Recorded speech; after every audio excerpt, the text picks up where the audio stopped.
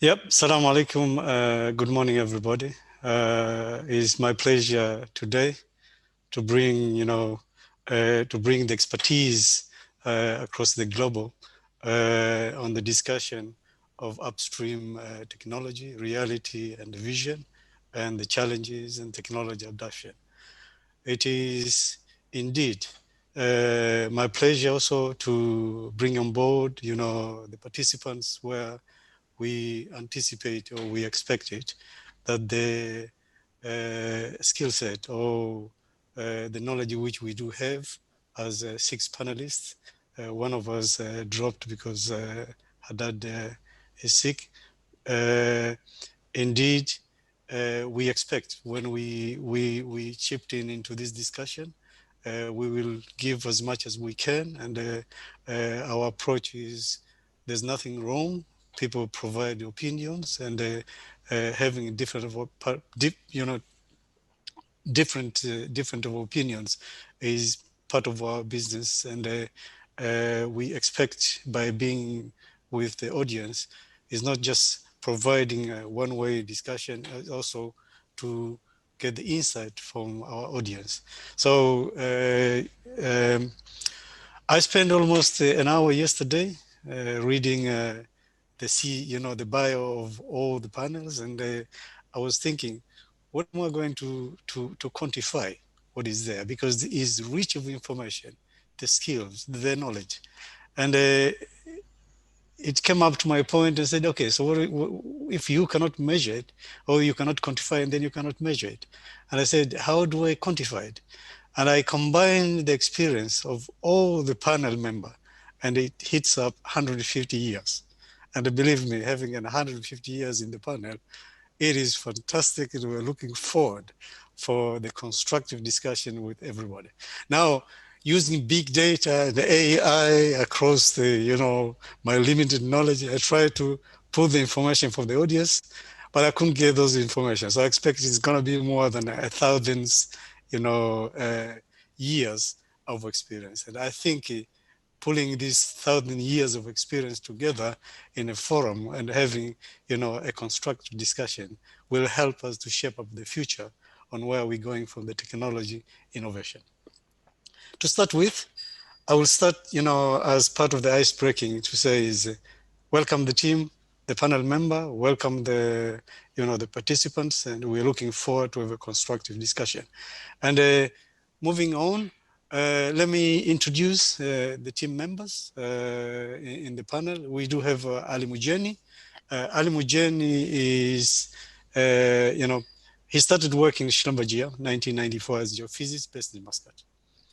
And then a few months later, he moved on and he through international career and moved around in different parts of the world, Middle East, Europe, or Africa, and held a different technical and managerial position in Shtambaji and responsibility.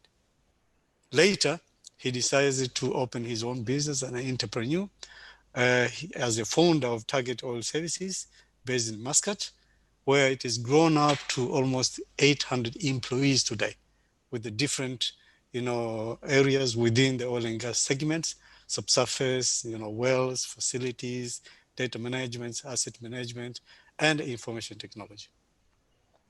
Ali, as an innovator, he decided to introduce a mirror platform as a technology, which is now seen as the future cloud-based solution to enable the digital energy cloud form. Ali, with his footprints, became an international technology and service organization focused on enabling digital transformation solution to data-driven industry. Ali, welcome to the panel. I will pass on Sushma because she's not around. Abu Hamoud, Salem Al-Gharbi. Salim current, he is the SPE, International Drilling and Strategies Prediction Technical Session. And Salim, well engineers and well services are really looking forward to hit you a lot of questions.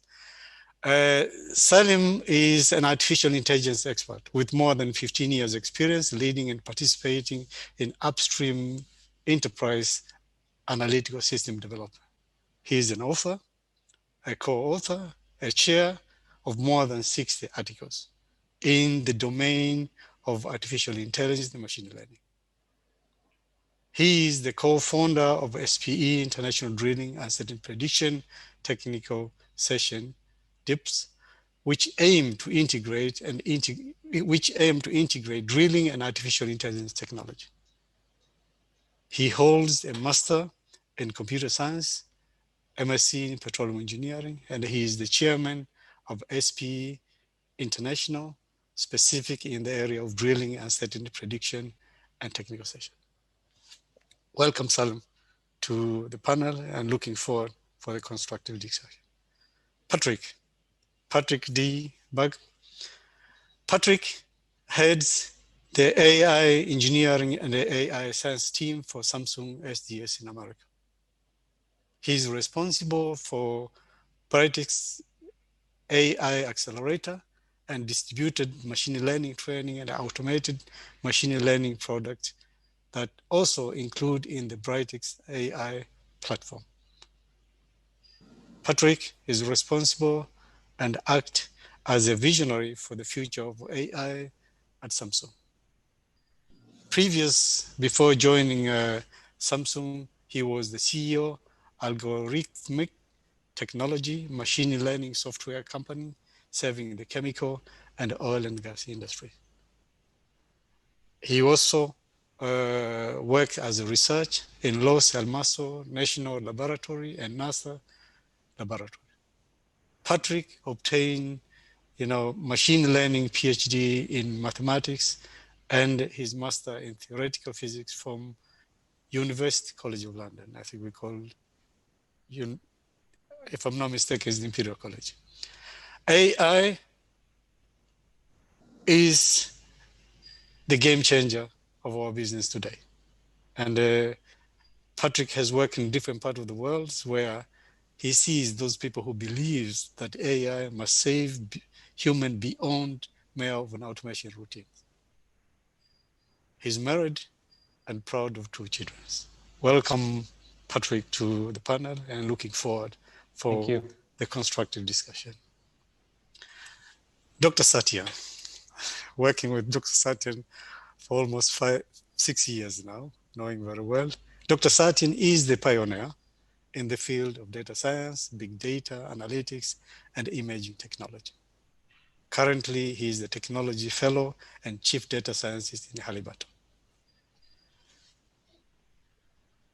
He is one of the top executive leading innovative business transformation as per the Global Elite list of consultation, research, business transformation, BT 150. He is the member of various executive, technical review committee of SPE, APG, and similar organizations. He has been in many profiles in the organization, in magazines, including chemical, engineering, news, scientists, Silicon India, oil review, Middle East, etc., etc. He obtained his PhD from IIT Mumbai and MBA from Pamplin School of Business, Virginia. Dr. Satyam, welcome to the panel and looking for the constructive discussion. Nasser. Just not to forget myself, even though I'm not part of the panel, as the moderator. Very simple, my bio. Graduated from Plymouth University in UK as a BE Eng in telecommunication engineering. Over 30 years experience, in industry on the data management, development of application, the data warehouses, and currently leading high motivated team we call Petroleum Digital Center in PDO. My main responsibility is to establish a sustainable and competitive framework, which focuses in human capital management, technology innovation, governance and support creativity and innovation, establish an organization and build the capability that will respond to the future challenges. And most important, looking to the market intelligence and pushing ourselves to become a top quartile company. This model is needed as a vehicle to drive enterprise digital transformation maturation journey. In 2019, I was appointed as the minister's advisor, minister's office advisor for the Ministry of Technology and Communication. I'm a father of 4, and many people call me Abu Saif. Thank you. Looking forward. Now, I just want to take some few minutes to introduce one of the participants, Her Excellency Azza Al Ismaili, who is already joined us as a participant. Really, thanks, Your Excellency, for accepting this invitation, a short notice invitation. This shows the dedication and support of this type of forum where we're looking on how we get, people like yourself who have been the pioneer in the country in terms of the areas of ICT. You have been really pushing so hard on infrastructure, technology in the areas of smart city, smart grid, smart health. You have been enabler of pushing the technology which integrate this type of initiatives like 5G, the fiber optic, and so on. And you've been pushing so hard on looking into the future of AI and machine learning. And today, you've got AI and machine learning expertise in the panel. And I believe that with the audience and the panel, we will get the most out of it today. Thank you very much for your participation, and the most, all the audience. We are looking forward for the constructive discussion and move forward. Now, taking forward in our oil and gas industry, it is our business model different with other business model. And the reason is because we do not decide on the price of oil. The most what we can do is how we can measure and optimize, the costs and optimize our activities where we lean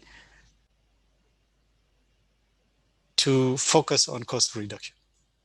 Now, if I look on a hydrocarbon maturation supply chain, it is important to say from the time when you identify an opportunity on exploration till when you move on into the next level of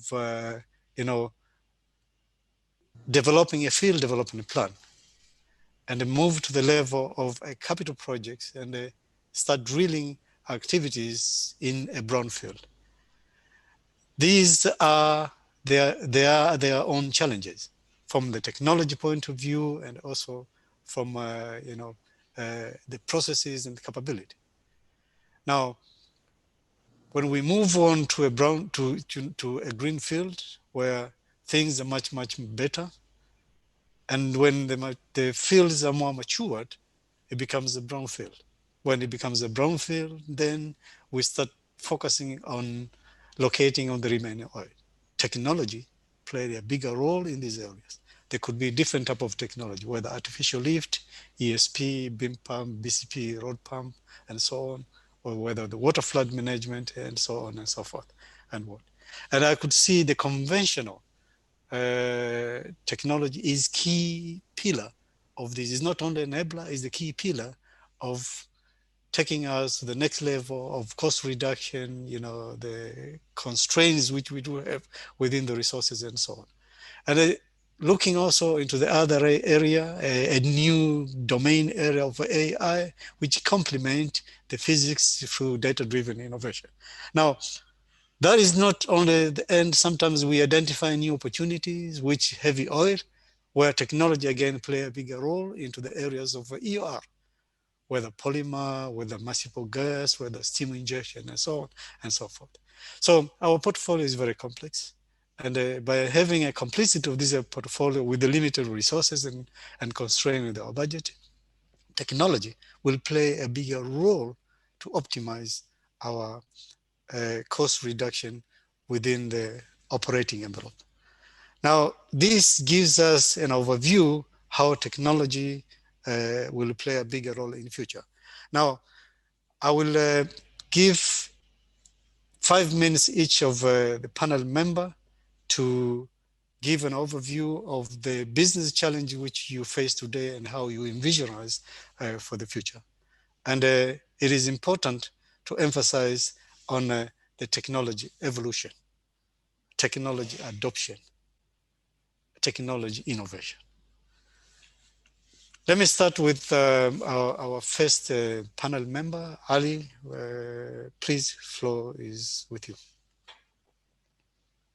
Thank you very much, Mr. Chairman, and I'd like to thank everybody for the participation. I would say Abu Saif, thank you. I wasn't intending to declare when I joined the industry, so I can look younger than I really am. But when I joined the industry in '94, lots of the stuff that we're talking about today are actually somehow talked about and were available, whether it's AI, whether it's big data, whether it is all the different elements, but they were in different shape. Just to give an example, the first few days that I would join the industry, I was actually doing horizon tracking on a seismic section. Horizon tracking, fault tracking were just forms of AI then. The industry, our industry, has been digitalized for a very long time. However, there has been huge issues around data part of it. We have struggled with the data management, data flows, how to actually stream data into the correct environment, vetting whether the data is correct. So we've talked about integration for a long time, but that was one of the key struggles that we have always had. Now, our industry is almost paperless. However, it is not about digitalization. It's about actually achieving a true digital transformation. And what has taken place in the social technology has actually brought a new dimension, new set of technologies on how to look at the problems from a different aspect. And the technologies such as microservices, stack, new ways of looking at AI, IoT, others are nothing but constitute a set of mix of technologies that would need to be used to address certain problems that actually add an address to the efficiency of the industry. And that efficiency is no longer going to be an incremental efficiency if we were to sustain, the industry and the efficiency desire from the, as you said, Abu Saif, the oil price is no longer, or has been no longer, in the control of the operators. It's been always a market demand, and now it's just getting tougher and tougher. And therefore, we can only work on our side of the equation, actually drastically improve how we extract that barrel of oil. And I'd like to touch on a few examples of how, a set of social technologies, and that's really mainly referring to the third platform set of technologies, that's the cloud stack. And lots of people actually mix the word cloud to a cloud install that is physically outside the premise of the organization. Cloud stack is a technology term that can be used in one fashion or another. You can actually have your own private cloud. You can create your hybrid cloud. You can integrate with many different set of clouds. But that is the true revolution that is needed to achieve the many different and difficult workflows. I'd like to touch mainly on four main workflows. Creating, a Google-like search environment where you can find data in context that the user needs it is very important. Technologies that enable data foundation workflows are critical, and these are available and actually now being implemented. Having a rig sequence optimization done ad hoc, thereby integrating the immense amount of data that is needed to actually produce a drilling sequence optimization. and actually optimize using different engines, whether it's AI or whether it's different type of engines. Those are just application, but what's critical is to ensure that the ingestion of the data is done correctly, and very importantly, role access control to make sure that those who have access to the data are those who needs to have access to the data. Having an evergreen dynamic model of your reservoir that actually stream information. So you are no longer needing to actually have a 5 years field development plan based on historical data that was acquired 5 years data. Now the technology, when you combine AI with all the data foundation tooling and the other activity, you would be able to actually achieve that, and that has been achieved. Applications such as getting an actual financial model, asset model for the economics of that model by streaming again all the different data from one place to another. Those are all achievable because of the technology that has been made available from different industries, mainly the social industries. What we need to do is change culture, change how we would actually approach a problem within industry. We need to actually create that seismic shift in our thinking. Thank you very much. Okay, thanks, Ali. Thanks very much.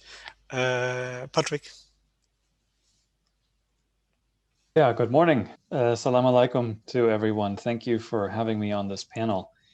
I just want to go over AI just real briefly. In the oil and gas industry, of course, we're dealing with lots of physical things. On the one hand, it's the whole reservoir and oil, and on the other hand, it's all the pieces of equipment that we need to drill a well, to pump out the oil, to transport the oil from A to B. And we want to, of course, calculate many things about those physical things, right? How is the reservoir exactly constituted? Where are we supposed to drill? How deep do we have to drill? How fast can we drill? How do we have to pump up the oil? When will the pumping mechanism or any other piece of equipment break down? When do we have to maintain it? Et cetera, et cetera. So many physical questions. The way to go about this usually is to simulate that situation. You would simulate it based on the equations of physics and construct what's known as a digital twin. It's basically a computer replica of the physical situation. But making these things is very expensive based on the laws of physics. These are so-called first principles models that are generated by experts. They take months to construct and to maintain them over their lifetime, because of course the equipment gets renewed every once in a while, is again expensive and time consuming. And therefore, in most applications, it's just not feasible to do that. Now, artificial intelligence has the main purpose of generating formulas like the laws of physics, not from our own human understanding and knowledge, where we gather together a bunch of experts in a conference room and come up with these formulas, but rather AI is supposed to generate them from empirical data. Now, in doing that, you have two major advantages. The first advantage is obviously you use less effort of expert human people, which means it suddenly becomes economical to do that in a variety of scenarios where it wasn't economical beforehand. And the other aspect is that in generating first principles models, you make some simplifying assumptions about the situation that are not true, but you need to make them in order to make the problem calculable by hand. AI will use the data as it is. It will kind of construct the model for the situation as complex as it is in the real world. And therefore, the models tend to be more accurate and more representative of the real situation. In other words, you get better models, better digital twins with a lot less effort. And that means it enables a lot of use cases in practice that it didn't beforehand. So predictive maintenance, of course, is one of the biggest topics in the oil and gas industry, where we wish to forecast what will go wrong. So today is Monday. The predictive maintenance system might say, okay, on Thursday at 2 p.m. in the afternoon, this particular piece of equipment will have a failure. If you power it down on Wednesday, you will be able to repair it, and there will be no collateral damage whatsoever. That is the most popular use case, but of course there are many more. In reservoir engineering, you can do a lot of seismic inversion calculations. In drilling, you have the predictive maintenance, of course, for the drill, but you can also adaptively adjust the drilling rate based on what kind of rock or soil you're drilling through. In completions, you can make sure that you coat the outside correctly as designed adaptively by the AI system. All the artificial lift systems can be treated with AI in the sense that you forecast slugging and gas lift wells. You do, again, maintenance and cycle optimization on rod pumps. You do frequency optimization for electric submersible pumps.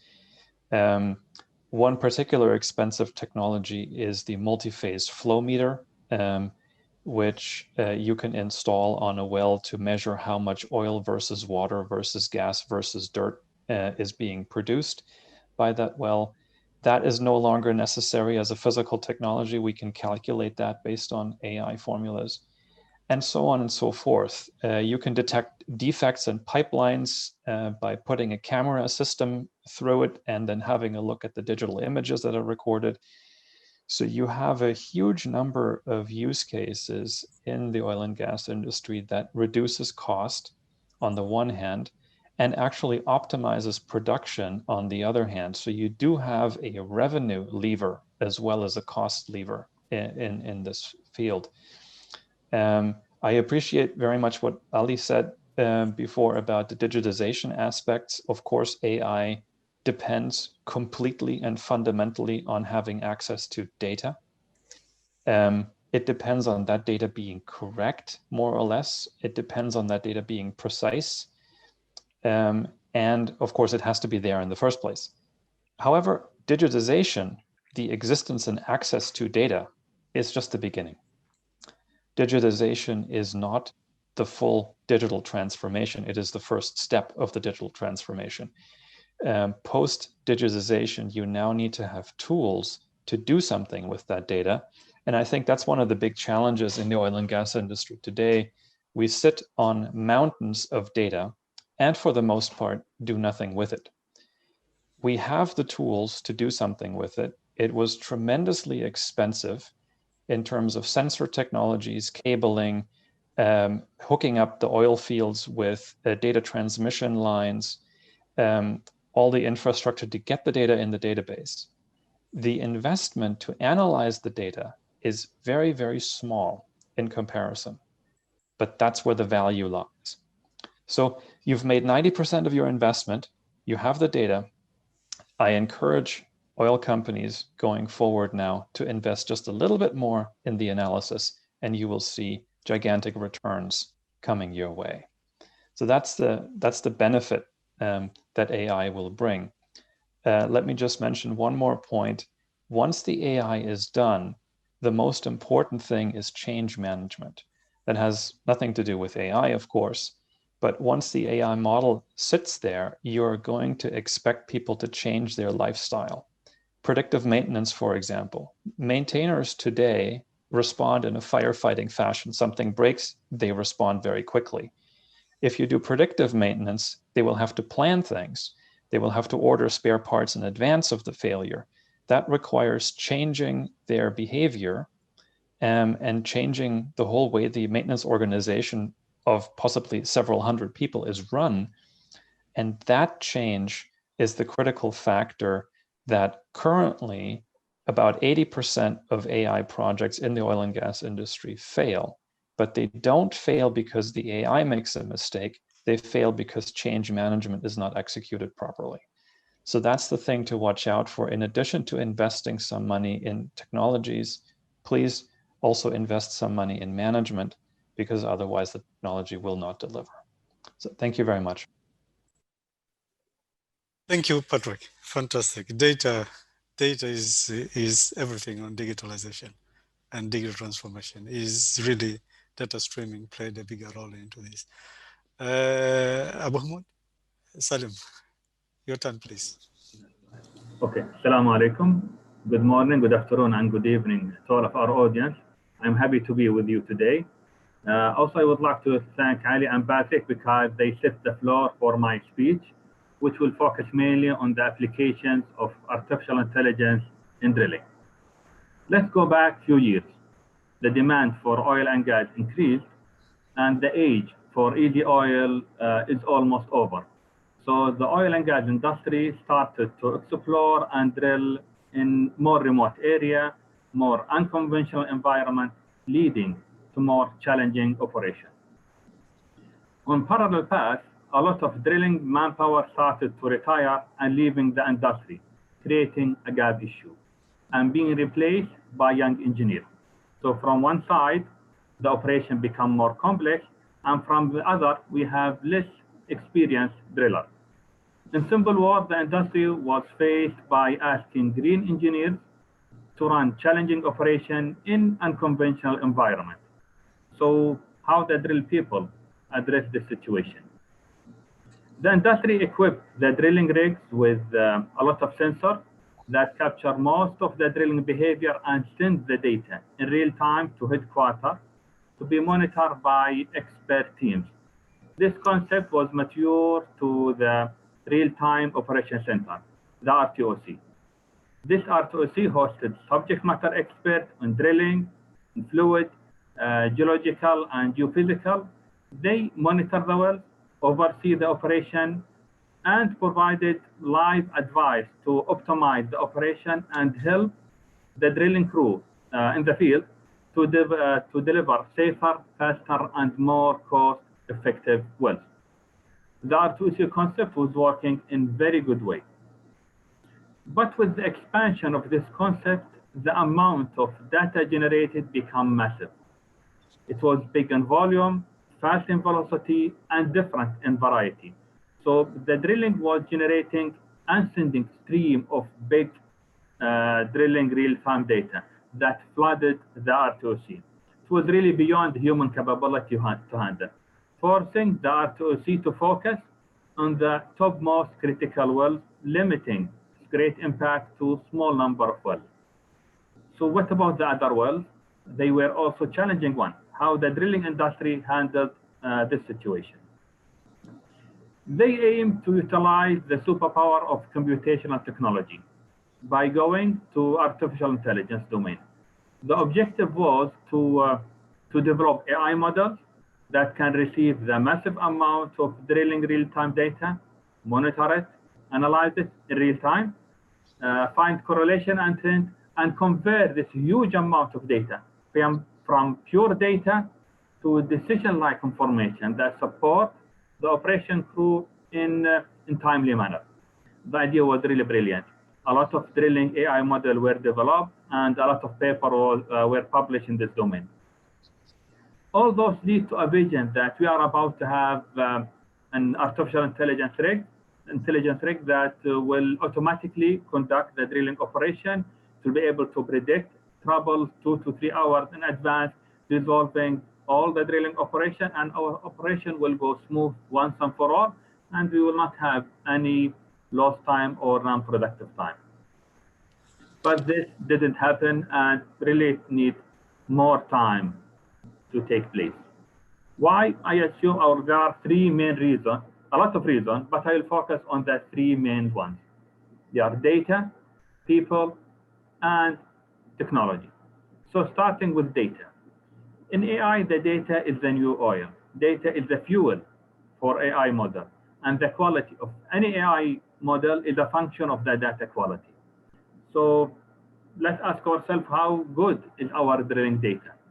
Due to the nature of drilling operation and its environment, the quality of the drilling real-time data is questionable. Second point is the people. In AI in general, we are short in experts. Imagine now you need AI experts who understand drilling. If you need quality AI solution, the project lead must be AI expert with knowledge in the targeted domain. In oil and gas in general, this is very challenging. and in drilling in specific is even more hard. Third-party technology, this point is very unique and rarely addressed, but very critical. AI models require a lot of time to be run by supercomputer machines. It is normal for AI model to crunch the data. It takes few hours or even days to generate results. In drilling, we don't have that luxury. The information streaming must be live. If AI model took few hours to process the data, the decision will be obsolete by then. This is why drilling AI model must be architected to behave in this manner. I think drilling and Air Force share this characteristic. With this, I end my part and I open the floor for my colleagues. Thank you. Thank you, Salim. Thank you, Abu Hamid. Fantastic. I could see already skill erosion on experience is one of the theme where you've talked about. The new skill set which is picking up in AI, we need to prepare ourselves and being able to sustain the solution which we develop it. Moving on, the floor is with Dr. Satyam. Please take the floor. Thank you, Nasser. I think what can I add? Everybody has said so many things, but let me comment on few comments on. I'll put a comment on the comments. That way, I don't repeat the content that has been said. All the topics that have been discussed by Ali, Salem, and Patrick have been very eye-opener for the industry. And I think this is time that what I call Ali mentioned that in 1994. He has already encountered the data and the artificial intelligence. And that is very true about the industry. If you look at the papers or the work that has been done, almost all aspects of things have been touched in some shape and form. But the challenge remained that we never scale them. And I think that is what Patrick was mentioning about digital twins that is needed. And of course, Salem was talking about automated drilling. What is needed is scale. And that scale even today doesn't exist. All the conversations that we are doing are still stuck at the digitalization level, not even digital transformation, as Ali was saying. I would say that as this forum, we actually should talk about digital disruption of the industry. And that is what is needed. That means not only we should be putting this technology usage at scale, but at the same time making it as a mandatory thing for all divisions of this oil and oil well life cycle. Otherwise, we will be always doing incremental changes. I think Ali mentioned about cloud and thinking about that cloud can be private, hybrid, or whatever. Question is, and on the other side, there was this comment that we still talk about the quality of the data. Now, if you look at the history of industry talking about quality of the data, we have been talking about this topic for almost about 30 years in print, so to say. But what as an industry we have able to achieve? We have not, because everybody is trying to do quality within their enterprise and organization, right? The standardization has not really gone well if you look at it. Whether it is PPDM or whether it is energetics, whatever they are, but as an industry, we have not come together. Now, if we can learn some lessons from healthcare industry or finance industry, we can implement that. And that is very important. The second part that is, which is for me personally is very confusing, that we use this term AI in a very blanket fashion. Right. And my analogy for that is very simple. We never say that, oh, we are eating chemistry, we are wearing chemistry, we are using chemistry for cleaning. AI is that equivalent to chemistry. What we are doing is an application of AI to the right purpose. So when somebody writes an article saying, oh, we have deployed AI for drilling, what does that mean? That doesn't go well for the engineers. What is the solution that has been implemented? That is very important. So I think we need to really understand the use of these terms in the right context, and that will help us accelerate that digital transformation that I talk about. And I think Salim touched a little bit on the people side of it.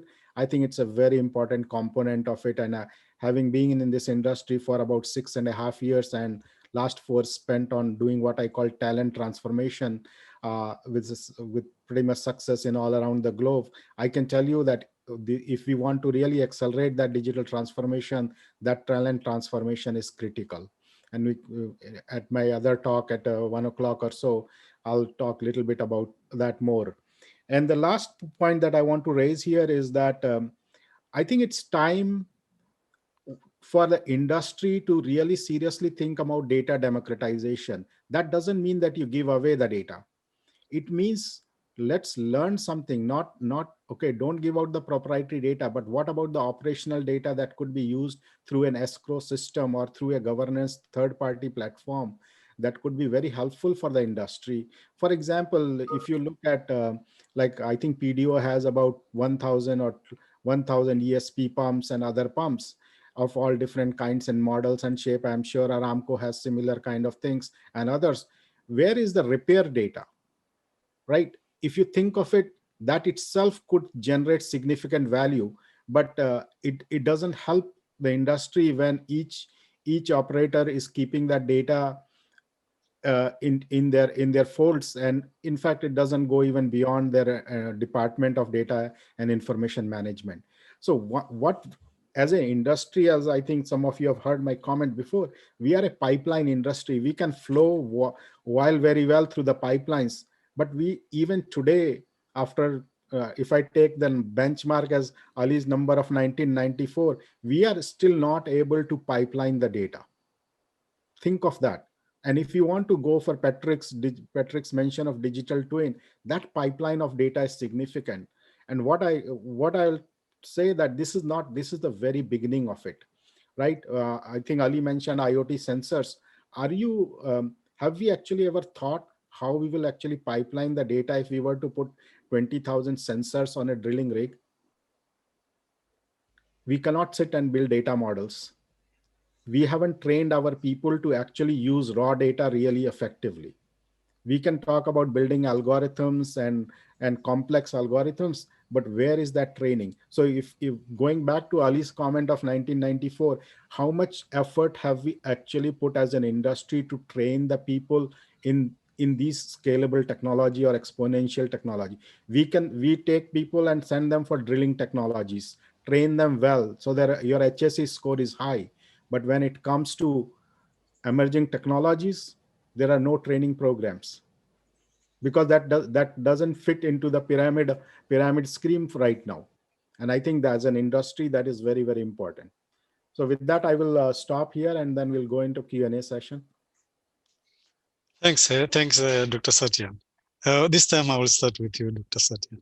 All right. I think it's interesting to see the concept of disruption.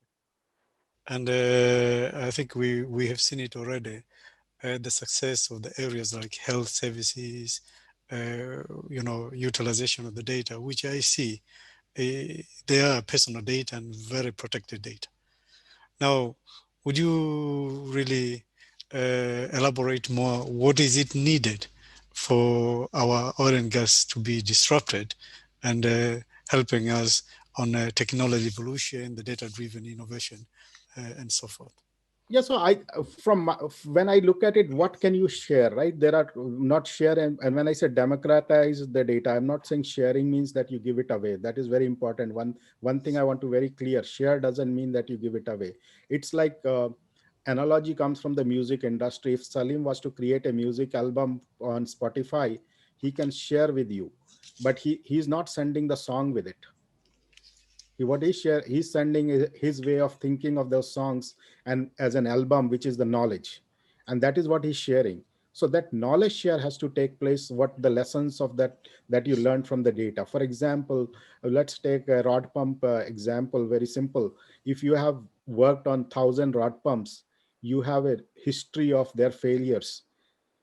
Why can't we share that part of it? You don't have to give the well names. You can give some code name for that, but you can still share that this particular model fails more often in certain temperature, let's call it, for a sake of it, right? So you share the knowledge, which you can still protect, right? But the more important thing is that this democratization has to take place within the organization. Right now, it is sitting in say data management or information management group, it doesn't go to asset people. They can't look at it. And in order to get data, I think one of the companies in Middle East I was talking to, and they mentioned that in order to get their seismic data, it can take about 2 weeks to somebody to go pull it out from the storage. Today, as Ali was mentioning, that we can actually have private cloud. The data could be actually live anytime. Only the right governance framework has to be there. We do governance framework from a restricting point of view rather than enabling point of view. You see, there's a difference between those two. And enable it and monitor it, because the big data technologies that exist, they give you real-time insight into who's touching my data. We haven't implemented that. What we do is we lock down systems, and that is not very helpful for digital transformation, right? The second one is if you look from healthcare industry, specifically when it comes to large amounts of imagery data, where are we if you compare to ourselves, right? And of course, we have claimed as an industry that we have been on the innovative end of leveraging this technology. But to the best of my knowledge, the last major innovation took place or adoption of new technology was when I think Shell, or one of the big companies, Shell, I think, used that high performance computing for reservoir simulation. After that, we haven't actually invested. And I think Ali actually mentioned a little bit about the Google-like search. I even today wonder which company has a Google-like search for their metadata. We have search engines on our portals, I am sure for all of you, where we can actually search what is on the website. But we cannot even search metadata for equipment. We cannot search metadata for chemicals. Forget about the repair, operational aspects of it. So we don't really have a Google search like engine unless Ali has implemented someplace now, but that is 30 years later when the technology matured. Search technology is almost 30 years old. We used to do celebrity look-alike kind of things, millions of photos, and you could analyze it faster. But what about where is the library if you look at it parallel to it, where is the library of faults that we have interpreted in our industry? Millions of faults we have interpreted, and even today geophysicists or geoscientists are sitting there and circling them. So what happened to that library? So if you take an example from each of these sections, look at the section or the data that is low risk, build some very scalable systems, and then implement at a higher risk area. Very simple. There is a logical steps to going from low risk, high value to higher risk, very high value. But as an industry, if you transform, you can do that. Thank you, Dr. Satyam. Thank you very much. There are more questions to come. Going to Patrick. Patrick, you've touched base on physical equipment, and there are also questions from the audience who are looking at it. The organization are pushing so hard on sweating the assets. We spend, how you can utilize the asset to the maximum, and trying to strike the balance between sweating the asset and asset integrity. Because also there's a cost element. When you keep it for too long, then the maintenance tend to build the cost on it. Now, how data-driven innovation could be enabler of, managing our assets more effectively while we are sweating it, and also we strike the balance between setting the assets and our asset integrity to support the, HSE? That's an excellent question. And of course, here, again, the traditional methodologies are incompatible, right? So on the maintenance side, you have regular inspection intervals, regular part exchange intervals. And then on the optimization side, you would do some kind of PID controlled type approach to optimize things. If you have a digital twin type methodology implemented based on AI or something, that's a holistic view. You have a view on the amount of aging that is being caused by running the equipment at whatever rate it's being run. Yeah, if it's being sweated, like you said, if it's run at full strength, then the aging will be slightly faster than if it's run at half load or whatever it is. On top of that, you can then have an advanced process control system running that will adapt the set points of the equipment in such a way as to maximize some sort of goal function. Now, typically speaking, of course, the goal function is things like production. You know, how many barrels a day can I get out of the well, or how many barrels can I transport through the pipeline, or whatever that is. But if I have all of these AI technologies available, I can construct myself a goal function which combines the various elements. And if I baseline it on money, so I can combine the cost of maintenance, which takes into account the aging of the equipment. I can take into account the cost of lost production versus the revenue of extra production, stick all of that into a holistic cost function, and then run my advanced process control. Then I will get the economically best way of running that equipment. And because it's economical, it will automatically adapt to whatever the various elements cost on the open market today. So if spare part prices go down, the economic optimum will shift.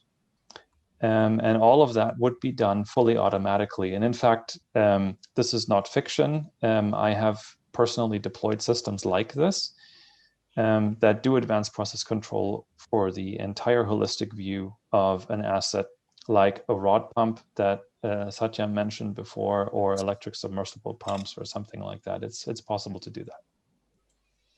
Thank you, Patrick. Moving on to Abu Hamud. There is a lot of discussion, Salim, on NPT. I think that's where much focus on drilling areas, how you minimize NPT from visible NPT to invisible NPT.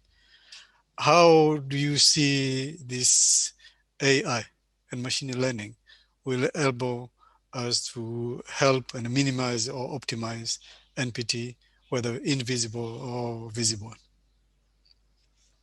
Very nice and good question.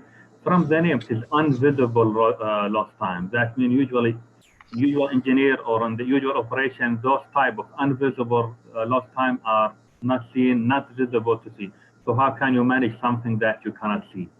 So the idea of AI with the big data, by collecting huge amounts of data, you will be able to really identify those and make it clear. You cannot remove invisible lost time. You cannot ask drill engineers to hide or eliminate invisible lost time unless or until it becomes visible to him. So the idea of AI, by analyzing the big data of drilling, put it on an invisible way, bar chart, whatever, business object, something like that, so to be clear for him where his area of improvement needs to be done, where is the area that need to be tackled. In addition to non-productive time, there are different types of non-productive time. Tackle it all at once, it will be very tedious, very lengthy process. But with the help of AI, big data, visualizing it, to be able to know the area that you need to be focused on, the area that you can target it, and take it piece by piece. With the help of AI, we'll be able to know the root cause of it, the sequence of such events, and then address it one by one, and hopefully will reach very optimum operation. And I know some operators, some rigs, they do this way, take it one by one, visualize it, and achieve very good progress that they didn't thought that they'll be able to do it in that time window. Thank you, Salim. Going to Ali, a question is mostly on the area of integration and data streaming.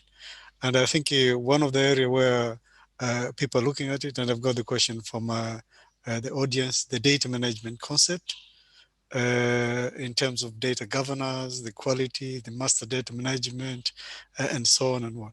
How do we convince the organization to invest in this management practice?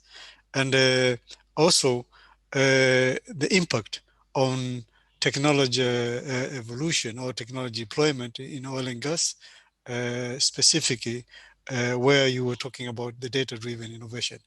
What are the challenges that you are facing it, and how would you suggest organization to work more in a collaborative way? This goes to Ali. Thank you. So I think Dr. Satyam has really pinned on a lot of key critical elements of why we are not at the transformation stage yet, and we are still at digitalization phase. And fundamentally, it's the plumbing exercise. Okay, we are now basically as an oil and gas organization. If we can make the visual analogy of few buildings that are 2 to 3 story high, that we are just trying to build some additional blocks on top, but they are completely disconnected. That they don't have the strength to handle the new ways of working, the new applications, whether it's AI or what have you. And I think a major replumbing, if the word is correct in here, needs to take place to ensure that the whole information management life cycle of an oil molecule, I'm not going to talk about an oil well in here, is actually all gelled together into one integrated system. Whether we're looking at it from a petrophysics point of view, from a reservoir engineering point of view, from a procurement point of view, we are all trying to achieve the same objective, but we just look at it from a different window. So if you actually look at the elements that are required to actually create the strong data foundation, that will eventually then allow you to do the magic that you are after, whether it is a type of an AI that you would like to do, or whether it is a full automation, or people will actually be augmenting their work with AI. Whatever application that comes on top of this becomes fed with this mega network that actually is very critically, and also Dr. Satyam highlighted that, governance. So the establishing these connections and the collection points of all the different databases that we currently have, the different components that we are actually feeding data from, putting the right governance framework, and that is very, very critical. Role access-based control systems now are our enablement technology. They are tightly secure, that would allow people, that I go back to the technology stack. Now technology has enabled that people can only access what they are entitled for. This enablement of access is a disaster nowadays, because you are actually stopping innovation. So combining the data foundation technology, you put a governance framework on top of that. You build business rules that are at the foundation level or at the consumption level.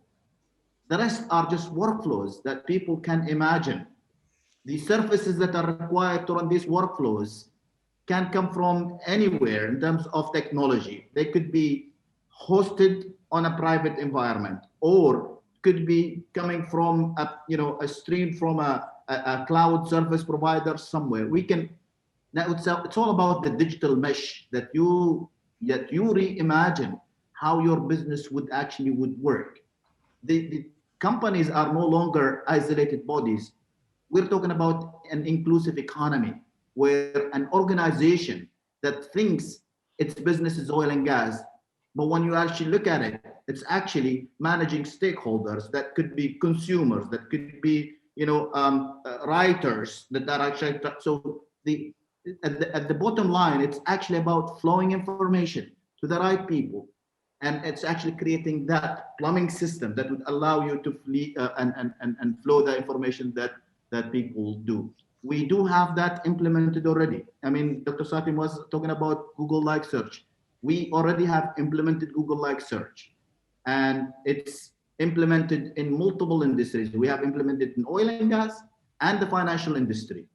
And it's actually now a reality that we have not invented that. We have taken existing technologies, we have mapped it to how we want to use it. We obviously coded what needs to be coded on top of it. This is something that was invented by the leaders in the technology, and that's the social technologies.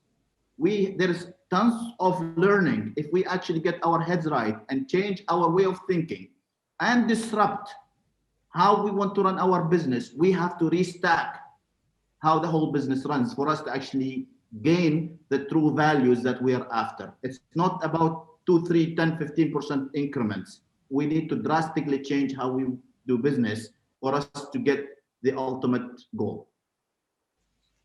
Yep. I hope I Thank you, Ali. Engineer Salem, I'm coming back to you. I think it's something I enjoy on capability. Yeah. Okay. I've been told this is the last question. So capability, I want to focus a bit on capability.